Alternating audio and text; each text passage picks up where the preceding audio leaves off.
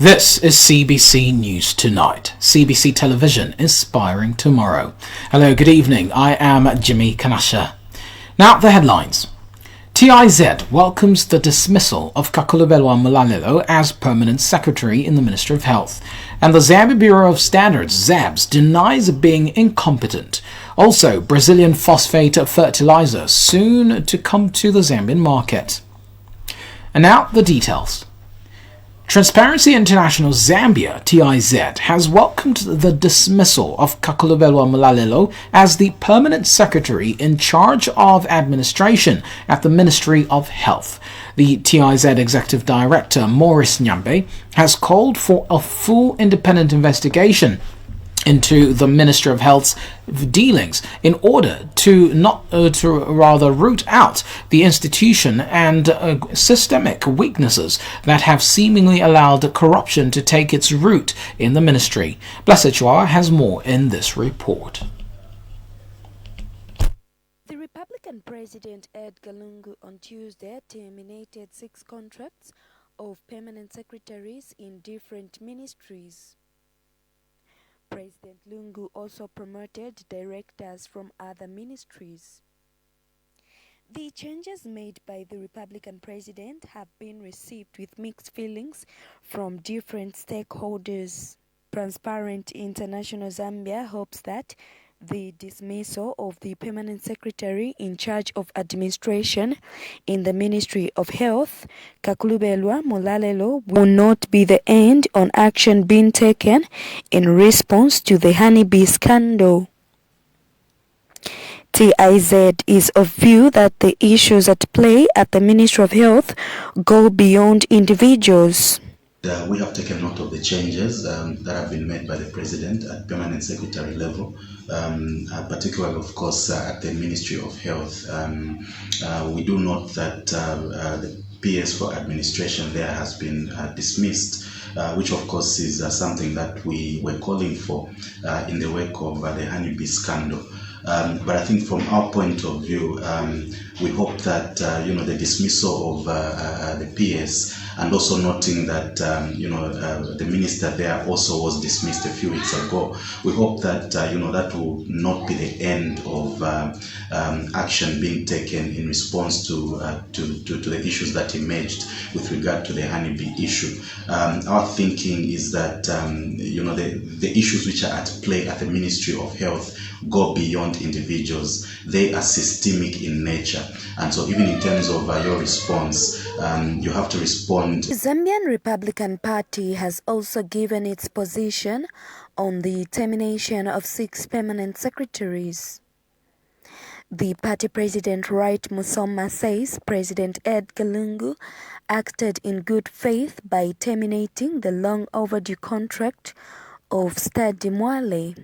Feel that with certain people, particularly when you talk of Mr. Stade Mwale, to us as a therapy, we feel actually it was long overdue. That man did not need to be part of, to be in government up to this long. Reason being, he was given a contract in Ndola. His company was given a contract in Ndola to construct a mini hospital there. I don't know if it's a mortuary or a maternity wing, whatever. And he has failed. In another development, ZRP president has warned the people using the late Michael Chilufya Sata's name with an aim of gaining political mileage.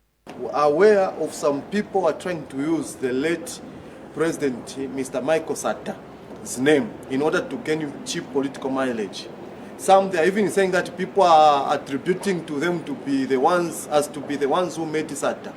That is disillusionment. We don't think there is any normal Zambians who can attribute to them. I think they know who they are and they know what I'm talking about. Please stop. Okay? First, Sata differed with you because he didn't agree with you what you stand for.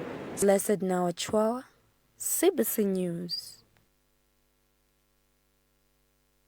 Now, the Zambia Center for Inter-Party Dialogue, ZCID, and Golden Party President Jackson Silavwe says that the organization will not be surprised if only 2 or 3 political parties do participate in the 2021 general elections, noting that this will go against the multi-party system that was established in 1991. Mr. Silavwe has since urged the government of Zambia, cooperating partners and governance stakeholders to consider creating a fund for well-meaning political parties that will file in candidates at the local, parliamentary and presidential levels. Well-meaning emerging political parties have always depended on reaching out to the people, to the electorates, using physical means, and that is to converse, to have a conversation with the electorate.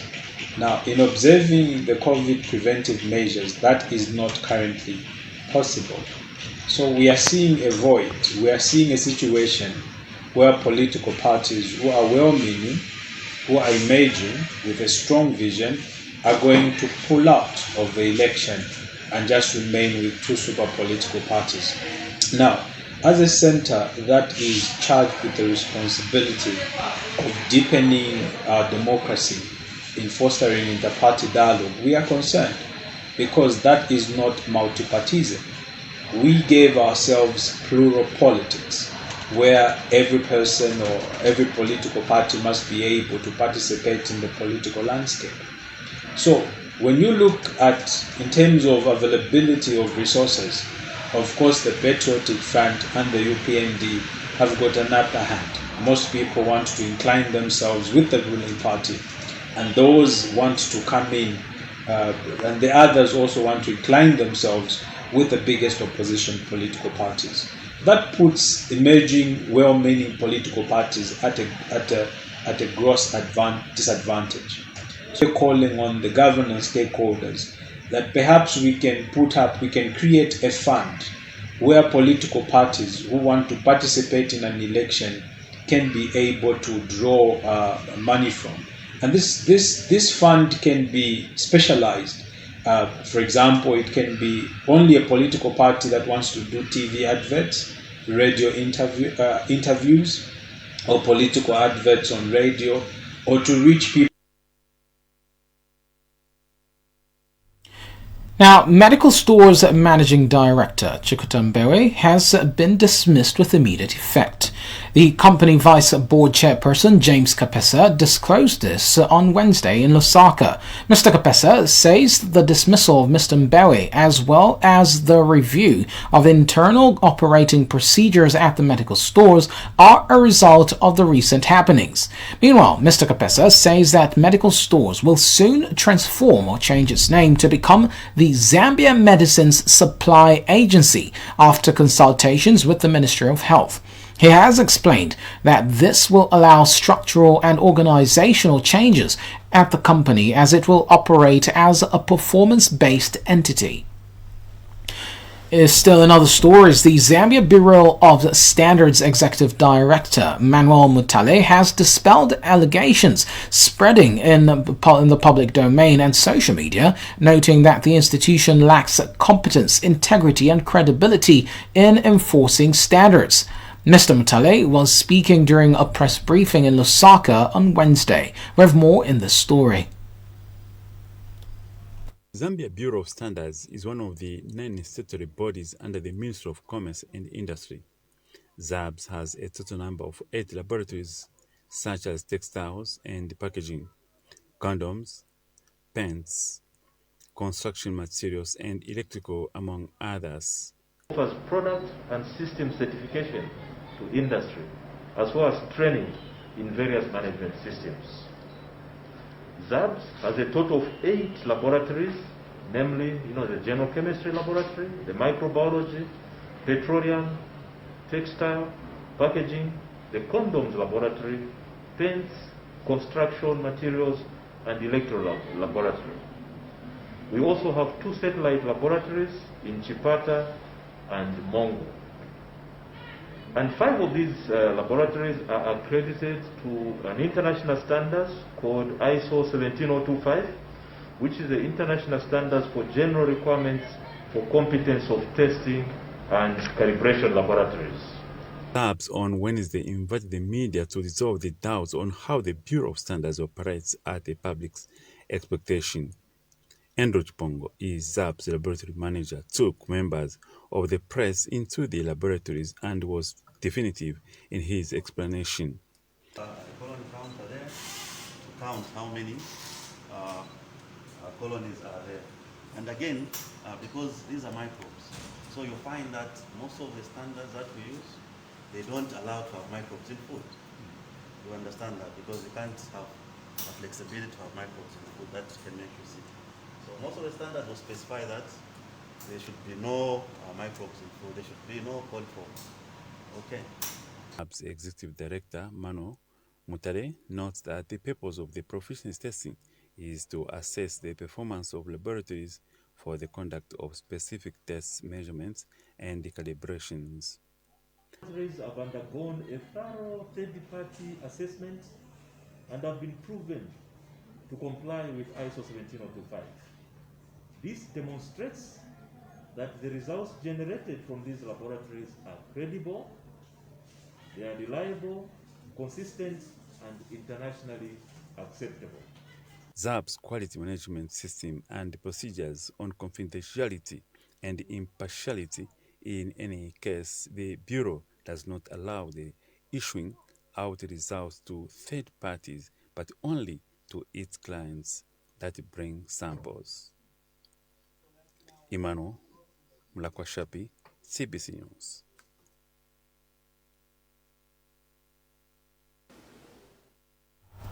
This is CBC News Tonight.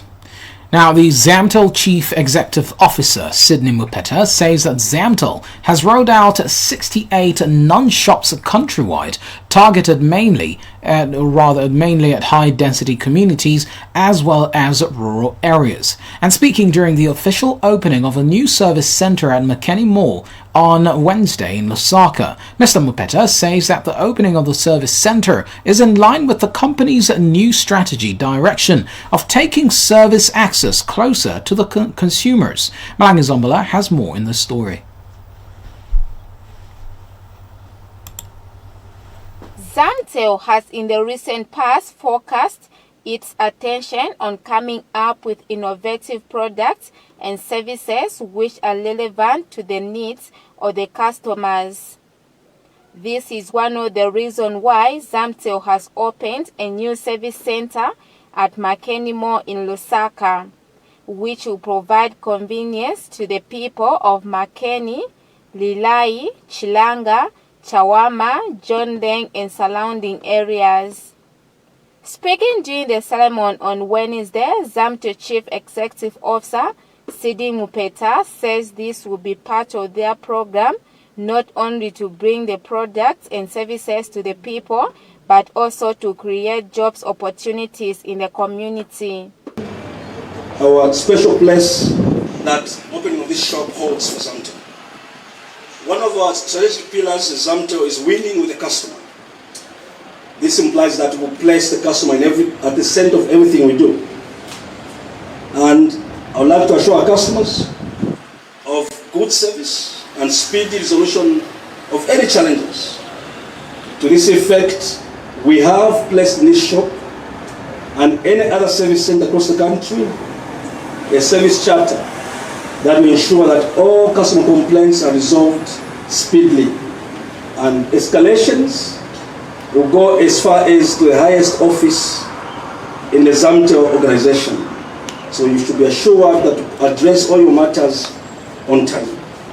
The general public, I would like to inform you that ZAMTEL has initiated a process where we are creating partnerships with businessmen and women, local businessmen and women that are willing to partner with ZAMTEL to open service centers such as this one.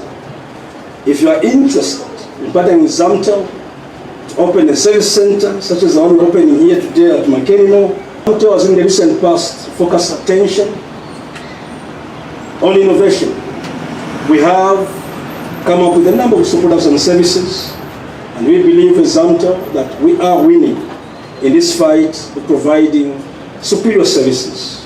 We are proud of Velocity, our home superfast unlimited internet, which has, we believe, revolutionized the user experience for home internet in this country.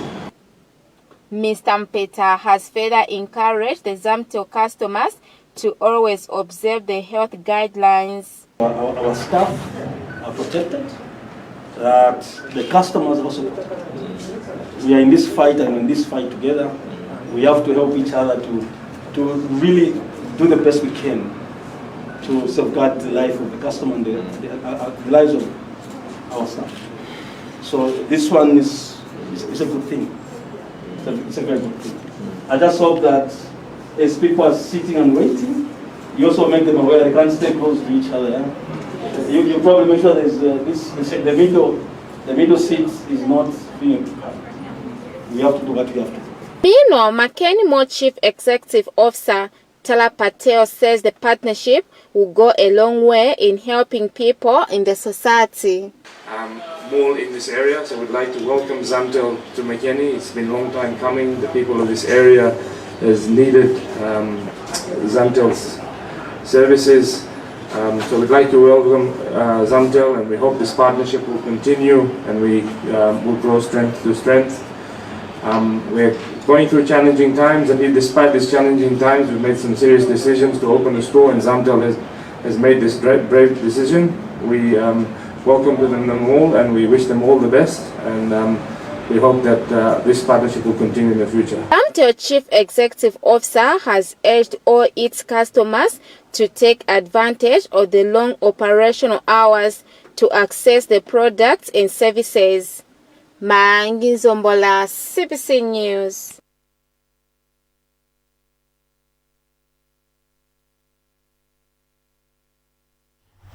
Now, a Brazilian leading agricultural company, Agronelli, has completed its analysis of Zambian soil and is ready to send suitable phosphate fertilizer to Zambia.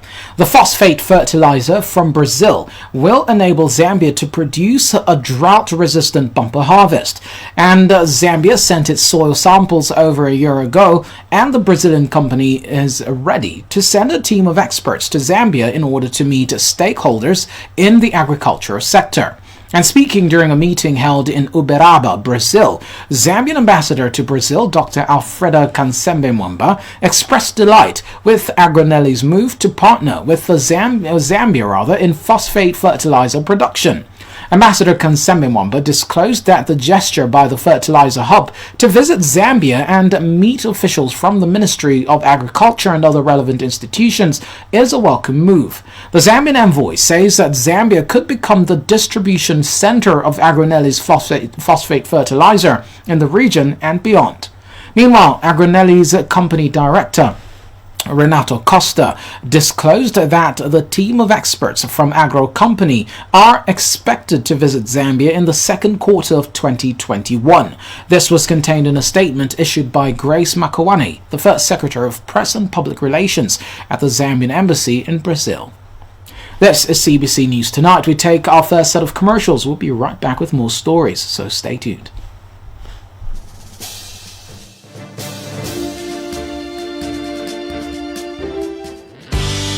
Let's take a moment to talk about money. Life can get a little pricey out there. The passing pleasure of a restaurant meal, a fleeting fast food feast, or those sports magazines you never really finish. But what if you got to watch the big game rather than read about it? And what if that lasted a lot longer? Well, with DSTV, it can. Because with a whole range of different package options to choose from, you can get a whole month's worth of moments for both you and your family at a price you can afford. I am so excited. That's right. Only one in exchange for hours of sport, lifestyle. Love is a game of cat and mouse. International, local, and kids entertainment. Let the nerds take over. It's your moment to enjoy all the moments with DSTV.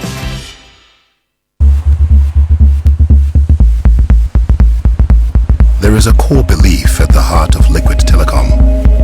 The belief that every individual has the right to be connected. The pursuit of this vision has seen us build the largest independent fiber network in Africa. From Cape to Cairo, we are connecting more of Africa. Liquid Telecom, building Africa's digital future.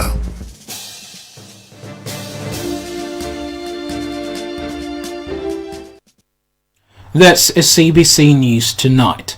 We now continue with our stories as the Zambia police spokesperson Esther Matakatongo has disclosed that there has been an increase of 1,249 cases of gender-based violence, translating it to at least a 5% increase. But we have more in this report. The Zambia police spokesperson Esther Matakatongo has disclosed that 26,370 cases of gender-based violence were reported countrywide during the year 2020, compared to 2019, in which 25,121 were recorded, showing an increase of 1,249 cases, translating to a 0.5% increase. She says the 2020 gender-based violence disaggregated data indicates that 6,415 juvenile victims were abused countrywide, representing 24% of all victims of gender-based violence. Out of the 6,415 children, 486 were female juveniles, representing 76%, while 1,549 were male juveniles, representing 24% of all abused child victims, respectively. Mrs. Katongo further disclosed that 14,874 female adults and 5,080 male adults were abused countrywide, representing 56% and 19% respectively. The 2020 Annual Crime Statistics Report indicates that a total number of 15,092 victims and 7,239 offenders were counseled by Victim Support Unit officers countrywide. Further, 685 cases of gender-based violence were reported during the 16 days of gender activism from that period. Jimmy Kanasha, CBC News. Now, the Network for Young People Against Violence, NAPAV, notes that the Patriotic Front government has a little more time between the first quarter of 2021 and the election month to improve the economy. NAPAV Executive Director Moses Kalonde further says it will be difficult to unseat the ruling party if the opposition remain fragmented, because votes will be split amongst contesting opposition parties in the August 12, 2021 general elections. We have more in the story. Economic growth is projected to contract 4.2% this year owing the COVID-19 pandemic, and this has raised questions about how Zambia will manage its large debt burden. It is for this reason why Network for Young People Against Violence has charged that despite the ruling Patriotic Front PF having worked hard to deliver infrastructure development, less has been done to improve the economy and lower the rising cost of living. Network for Young People Against Violence Executive Director Moses Kalonde has appealed to the party in power to give more attention to the economy. Find that each one of them, in terms of the opposition leaders, they are full of themselves. They can't give chance to another. Each one of them think and feel that it's their time. So therefore, in the process, you find that they divide the votes which should have been put together. Suffice to say that when you look at the economic front, the economy in terms of cost of living is not performing very well. It's not too good, I think, for the PF. It is our humble appeal that I think attention must be given to the economy so that I think lives of our people can be made better. Mr. Kalonde noted that the PF government has a little more time between the first quarter of 2021 and election month to improve the economy. Mangi Zombola, CBC News. And in other stories, the Chibombo Town Council has given a 3-day ultimatum to a named person to stop building an illegal structure at the Zanga Zanga turnoff between Great North Road and Chibombo District. This came to light when Chibombo Town Council Director of Planning, Humphrey Sichembe, and other members of staff were doing routine inspections on development control. And speaking during the tour, Mr. Sichembe noted with concern that some developers have a tendency of erecting buildings without following proper guidelines from the local authorities. And the building in question is built under a ZESCO pylon, which is within the stipulated 50-meter road reserve. And a stop order has consequently been issued to the illegal developer, and failure to which the structure will be demolished without further notice. Zanga Zanga doing routine inspections of development control, where we have observed that someone is building under pylons 11 kV and within the 50 meters road reserve, and we have issued a stop order so that this person can stop building immediate effect. Further to comply with our stop order, the council will move in to demolish. In fact, we are going to demolish this structure because it is a nuisance to the public. Thank you.